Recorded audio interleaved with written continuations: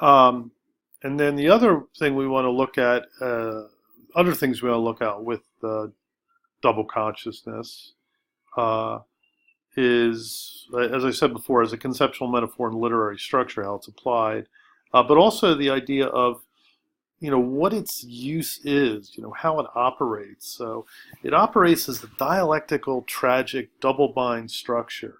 So big words there. What does that mean? It's a structure that shows both sides of the argument and does not resolve in one way or the other. There's no closure, redemption, happy end. So what is there? Is there some idea of catharsis, some idea of learning, some idea of knowledge, some idea of activation, be it social or political activation?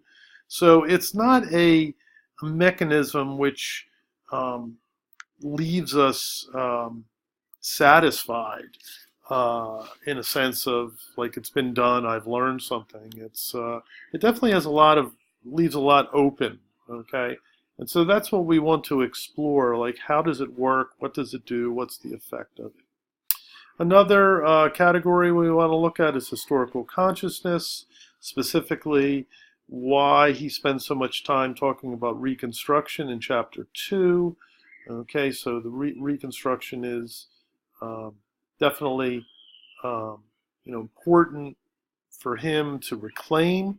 Okay, so he is trying to reclaim it because it has been Reconstruction, which took place after the Civil War, was uh, was interpreted as a failure in social engineering by the South and also by uh, academic historians. Okay, and you could say Hollywood as well, with the infamous Birth of a Nation film from 1915. So the Civil War might have been won, but Reconstruction was lost. And after Reconstruction is lost, then you have this Jim Crow culture, which animates or dominates Southern society for some 70 years. Okay, and so Du Bois really thinks it's important to uh, revise the revisionist history of that historical moment. Epigraphic interventions. So he begins every chapter with an epigraph. This is what comes before the chapter. So in his work, it's always a piece of poetry from European classical poetry or poets, and then a piece of Negro spiritual musical composition.